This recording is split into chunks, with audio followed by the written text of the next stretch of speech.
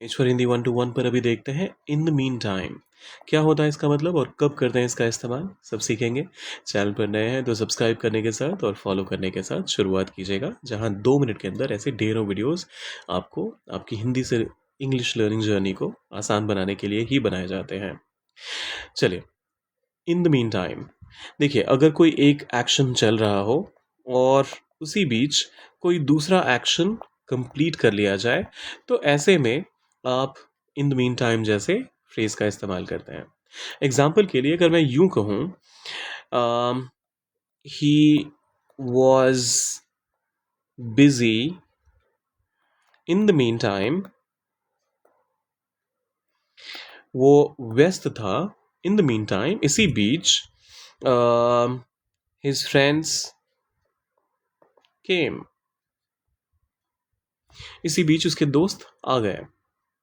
अब ये typical example है जहां पर दो क्लॉजेस के साथ आप एक क्लियर मैसेज देते हैं कि कोई एक एक्शन चल रहा था, यहाँ पर उसका बिजी होने का काम चल रहा था और उसी बीच उसके दोस्त आए, तो दो अलग अलग एक्शन हुए और दोनों ऑलमोस्ट सेम टाइम पर हुए, तो इसीलिए हमने इन द मीन टाइम का इस्तेमाल किया।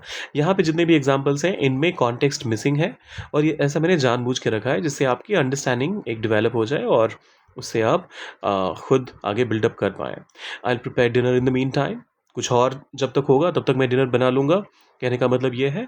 तो I will prepare dinner in the mean time, मैं रात का खाना बना लूँगा, इसी बीच मैं रात का खाना बना लूँगा। She kept working in the meantime, वो इस बीच काम करती रही। In the meantime stay here quietly, इस बीच यहाँ शांति से रहो। We waited in the meantime, इसी बीच हम लोगों ने इंतज़ार किया। He learned new skills in the meantime, उसने नए कौशल या फिर नई प्रतिभा विकसित की या फिर सीखी इसी बीच।